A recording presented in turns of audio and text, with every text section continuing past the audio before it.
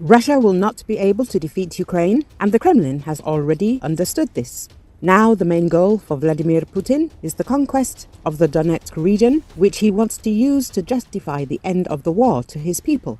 The head of the Council of Reserves of the Ground Forces of the Armed Forces of Ukraine, Sergeant Ivan Timochko, stated this in a comment to Channel 24.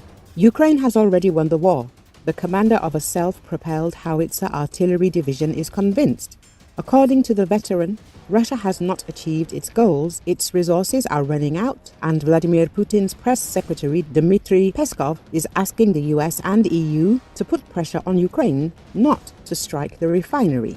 The next problem for the Russian Federation is its internal problems. For example, shooting near the Wildberries office and its seizure, Ramzan Kadyrov's open criticism of Bastrykin and Kolokoltsev. Meanwhile, the Ukrainian Armed Forces are fighting in the Kursk region. Putin could not even imagine this, noted the head of the Council of Reserves.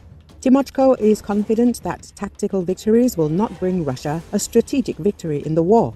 The active serviceman of the Armed Forces of Ukraine cited the example of the empire countries of the First World War. They thought they were strong and fell apart. Tymochko summed up, predicting the collapse of Russia and a catastrophe for Vladimir Putin. Putin's goal was to extinguish Ukraine as an independent, sovereign, democratic country. He's failed, and that's not going to change. A sovereign, independent, democratic Ukraine is going to endure. Putin wanted to prove that Russia was still a global power with an extraordinarily overwhelming military. Victory over Ukraine would allow Russia to coerce and intimidate its neighbors, but Putin has failed. Russia will emerge from this war weaker than it went in. Putin believes the West will tire from the war, the inflation the war causes, and the high energy prices. It's incumbent upon all of us to signal to him it's not going to work.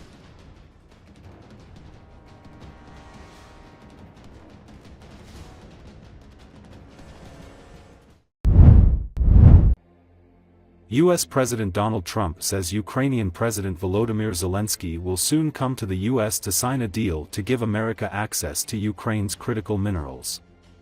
Trump says the meeting could happen this week or next week. According to Associated Press, Trump met with French President Emmanuel Macron on Monday, the third anniversary of the Russian invasion of Ukraine. Trump says he's hopeful Russia's war in Ukraine is nearing an endgame. He also said he believed Russian President Vladimir Putin would accept European peacekeepers in Ukraine. France's leader cautioned Monday that it's crucial that any potential agreement with Moscow does not amount to surrender for Ukraine. I will be meeting with President Zelensky. In fact, he may come in this week or next week to sign the agreement, and which would be nice. I'd love to meet him. Would meet at the Oval Office. So the agreement's being worked on now. They're very close to a final deal. It'll be a deal with rare earths and various other things, and he would like to come, as I understand it, here to sign it, and that would be great with me. I think they then have to get it approved by their council or whoever might approve it, but I'm sure that will happen.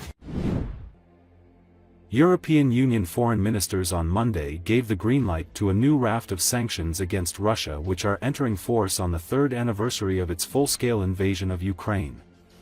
According to Associated Press, among the latest sanctions endorsed on Monday are measures targeting Russia's so-called shadow fleet of ships that it exploits to skirt restrictions on transporting oil and gas, or to carry stolen Ukrainian grain.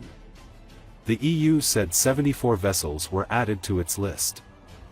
Asset freezes and travel bans were imposed on 83 officials and entities, usually government agencies, banks or companies. More than 2,300 officials and entities have been hit since Russian President Vladimir Putin ordered his troops into Ukraine 3 years ago. Putin and several of his associates are among them. The new measures, which were prepared by EU envoys and agreed in detail last week, were announced as the EU stands sidelined from US-led talks to end the war. The 3-year mark of the war in Ukraine came at a sensitive moment for Kiev as Ukraine's President Volodymyr Zelensky navigates a rapidly changing international environment upended by US President Donald Trump's changes to the US approach to the war. The U.S. leader has sought to follow through on his campaign promises to end the war quickly, though his methods for doing so have alarmed many in Ukraine and Europe who believe that his approach is too conciliatory toward Russia and its president, Vladimir Putin. Leaders across the EU, fearing both that Trump's approach to Ukraine would lead to an unfavorable settlement for Kiev and that they, among Ukraine's most important supporters, would be sidelined in negotiation for peace, have rushed to assert their own response to the rapidly shifting environment. Finnish Foreign Minister Alina Valtonen said there is no possibility whatsoever for any other country to negotiate a peace deal on Europe's behalf.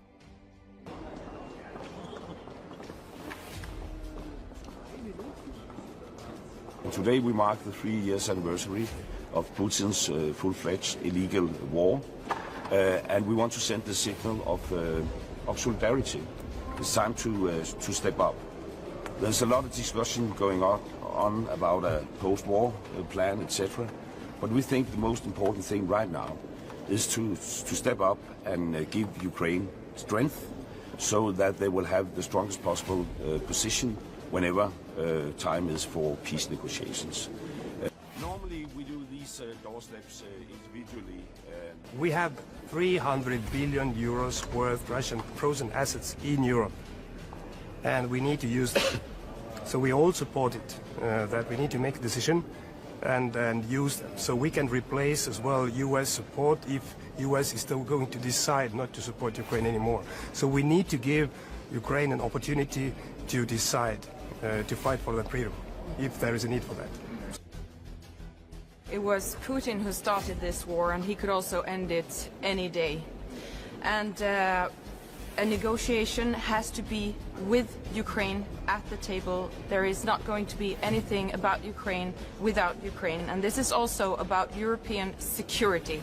And because it is about future European security, then Europe also has to be in. There's no possibility whatsoever for any other country to negotiate on our behalf. Our message towards the Americans is that we would like, the very deep and good transatlantic partnership to continue. And of course, and this has been the Finnish position all along, Europe needs to be ramping up its own deterrence and defense. But it just doesn't happen overnight, and we need partners and friends in this endeavor where we are effectively defending ourselves against autocracy and against very dark forces in the world.